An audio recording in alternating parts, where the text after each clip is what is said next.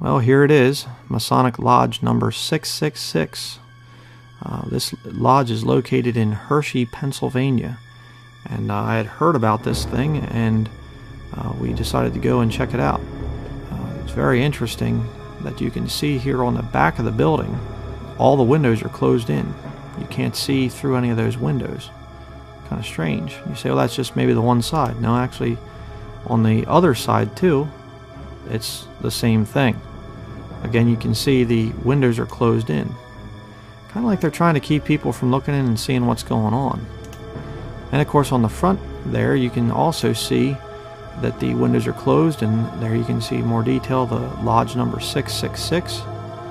And then on the other side there weren't any windows, but you see this big emblem here of the Masonic square and compass with the G, and the F and the AM there at the bottom stands for Free and Accepted Masons, and you see there number 666.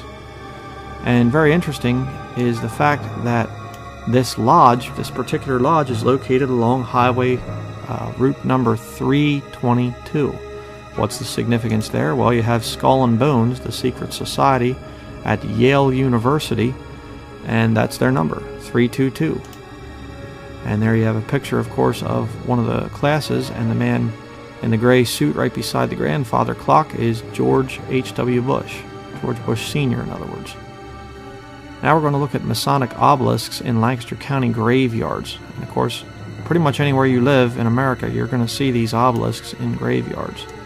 And here's one that we see, and this one is obviously a Masonic. This guy was a Mason, and this is pretty old here. Born in 1780 and died in 1864. So, but it's very interesting. I don't think that obelisk was standing there that whole time. I don't think that obelisk has been there since 1864. Here's another one. This is up in a town called Newmanstown. Another obelisk, George Long. Again, another old one that goes way back. Now here's another one of the members of the Long family. They have these extremely elaborate gravestones. Very interesting. Another Long of the Long family here.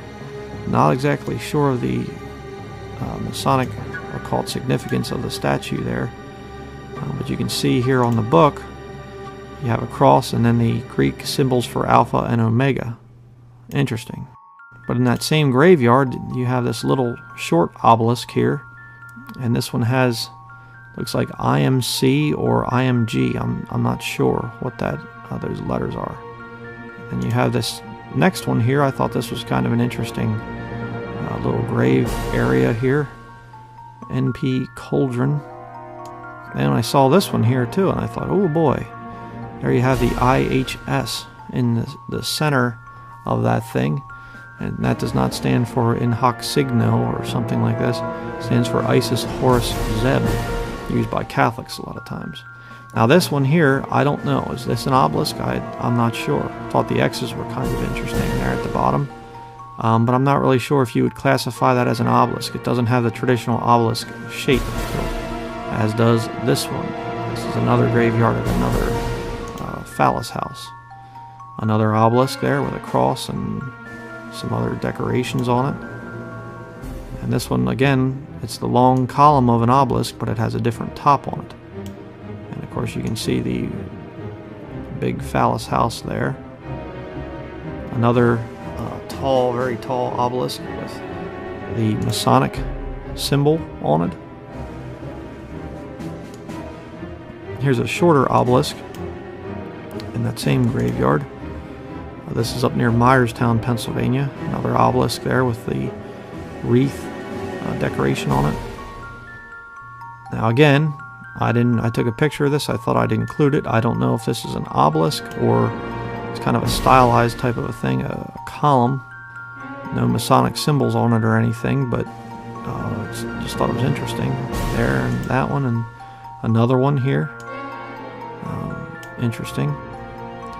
Another obelisk, definitely, clearly an obelisk here. And of course, remember, if you're not really understanding why this video is being made, all of these obelisks here are basically the symbol of Baal worship, the slain and risen god of the ancient Babylonian witchcraft system, the male phallic symbol, an uncircumcised male phallus.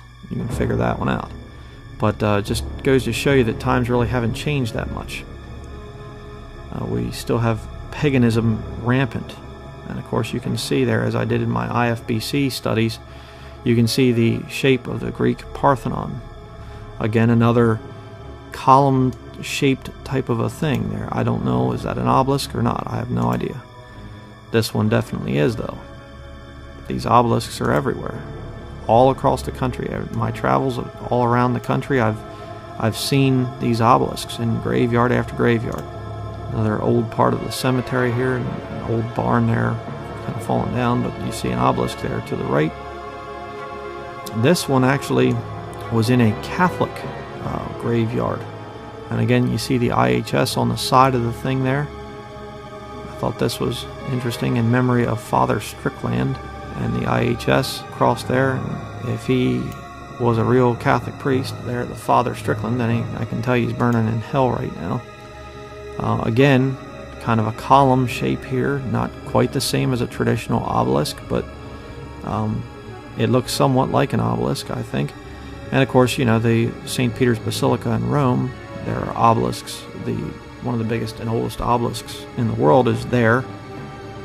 But guarding the entryway to this graveyard for these Catholics, you have these winged devils, these women with the wings of a stork that's mentioned in the Bible. Now this next one's very interesting. Here's the cornerstone on an old Baptist church building, an old Baptist phallus house. It was abandoned for a while now. These people are fixing it up. I couldn't move the rose bushes out of the way there. I didn't want to do that, so I just took a picture as best I could. But you see there, MWPHGLFAM of PA, and then HS banner. And I thought, what does this mean? Looked it up. Right there you have it. Most Worshipful Prince Hall Grand Lodge, free and accepted Masons, jurisdiction of Pennsylvania. And whenever you see Prince Hall, it means that they were Hamitic. They were African American, would be the modern term for it. But what does this HS banner stand for? I kind of thought, what's an HS banner? Well, here you go. 1976. You can see there this place was built on October 24th, 1976. And there you have the worshipful master of this lodge here in Pennsylvania, Harold S. Banner. That's what you have there. Next, we're going to go to the Ephrata Cloister. Here you can see the sign there about the Seventh-day Baptist community founded by Conrad Beissel. Original buildings erected between 1735 and 1749. So this is a very old commune, and according to Bill Schneblin, he said it was one of the first Rosicrucian colonies. It was a New Age colony. Ben Franklin would come there because Ben Franklin was a New Ager. Beissel divided his followers into two celibate orders. Isn't that interesting? If you know anything about the Catholic thing there. But look at what it says here. At Ephrata, members prepared for Christ's return to earth. Many members embraced mysticism, an intensely personal union with God through concentrated prayer, worship, and work. In other words, they're trying to work their way to heaven, but they were into the New Age kind of concepts of mysticism. Here's a pillow. Get a good night of sleep on that, I guess. Yeah. There it talked about just different things there. Oh, and then the celibate members adopted a standard form of dress patterned after the habits of Roman Catholic monks. So again, you have all these different Protestant type groups that are offshoots of Roman Catholicism. That's all they are. You say, well, they were Baptists. Yeah, Catholic. Next, we have a picture here. One of the people drew this of what they believed New Jerusalem was going to look like. Very interesting, and there you have a whole bunch of pyramids, you know, these triangular shapes, and they almost look like all-seeing eyes. Drawn in the early 1700s. Interesting. There you have an original copy of Martyr's Mirror. They actually would reprint that, and they translated it into English there at Ephrata Cloister. I've used some of those original drawings, those original woodcuts, in some of my videos, so it's pretty neat to see an original copy of one. There you you have again the martyr's mirror, the outside, what it looked like on the outside. Here you have some things in very stylized German.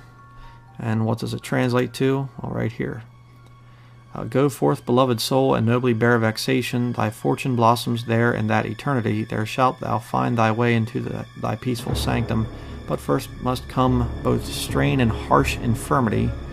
And am I at this time full well strained and sorely burdened, so that the agony goes deep into my breast? Yet comes the time when hope my suffering will have mirthened, when I go for much pain into my sanctum's rest. In other words, they're working their way to heaven. Just like any monk, any nun, it's a satanic concept where you have to suffer on your own. Kind of like a lot of these people today that are saying that the bride of Christ has to go through suffering of the time of great tribulation before they can enter into the marriage supper. It's nonsense. Here again you have another one of these very elaborate drawings. There are things, and you can pause it and read that one. It's more works is all they were doing there. And there it talks about how they had a mostly vegetarian diet. Oh boy, commanding to abstain from meats. Now they did say that they allowed meat eating down in there, but kind of weird. And here's just a few pictures of some of the buildings at Ephrata Cloister if you've never been there. I imagine most people watching this video probably haven't, but a lot of just neat old buildings. And there it talks about the German Seventh-day Baptist Church, how that the celibate members all died. They died out. That kind of can happen. That's a problem. And here up on top of the cloister, you have this gigantic big obelisk. And here we are at the base of it. I'm just going to kind of pan up a little bit here. This thing was erected for soldiers that died in the Revolutionary War. And the fact that the members of the cloister there actually took care of them and tried to bring them back to health. But around this obelisk you also have graves. Look at this grave. Interesting. And here you have, it says, erected under the auspices of the Ephrata Monument Association, which was duly chartered by the legislature of the state of Pennsylvania, unveiled and dedicated May 1st, 1902. May 1st is a high satanic holiday known as Beltane. So, and it's a May Day, the May pole phallic ceremony. So it's interesting that they would have erected it on May 1st. Here you have inside one of the buildings at the cloister there, kind of a little wood shop area. You can see a shaving horse there and some old augers and things that would be used to drill holes, and hewing axes and such.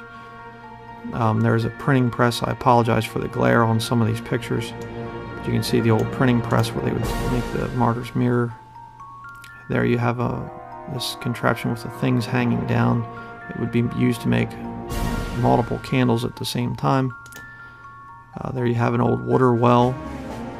You crank it up and then you get your water type area. I guess that might have been where they would take care of some of the sick.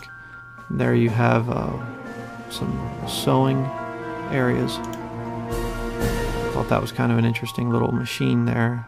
They would make some kind of woven type of a little decorative cord or something, I guess. Again, some of these things, maybe some of you viewers out there, you'll understand what this is. I don't really know what that thing does. But you have there the spinning wheel, I guess, there in the loom up here. And there you have the graveyard at the Ephrata Cloister. And I thought this next gravestone was pretty interesting. Kind of an interesting handshake they're doing there, isn't it? Well, if you know anything about the Masonic Lodge, you'll understand that that's a Masonic handshake. There's the Ephrata Academy, Seventh-day Baptists. They had a school for children. Interesting. Again, apologize for the glare with my hand there. But you can see there what the old school would have looked like. Now this next picture is very interesting too. This was on the back of an old picture that my grandfather had. His name is Milton Denlinger. And this is Nickel Mines Mennonite Church in 1936. Look what we have there in the graveyard, an obelisk. Interesting. Way back in 1936, you have the Mennonites erecting an obelisk in their graveyard. And here in our travels up to New England, up through New England, we saw this big monument thing in Vermont. Thought that was kind of interesting, and it's a very, very large one. Then we saw this big, huge phallus house here, and it had some interesting designs on the front windows. Look there, some tricatras. 2 of them, actually, to be precise. And then in the town of up in Maine, there you have this big Masonic monument to George Washington. Again, another big phallus house with more obelisks out in the graveyard. And that's, a lot of what you're going to see across the country. We really haven't departed much from the paganism that existed back in the Bible times. But to close it off here, I want to show one more phallus house here. We're across the road. Nice big phallus house there. And look at the name of the thing. Unity Church. And you say, well, who would pastor a thing like that? Well, Pastor Julie A. Vance. And you can't see the sign there, but it says Positive Practical Christianity. You got to have that. Right.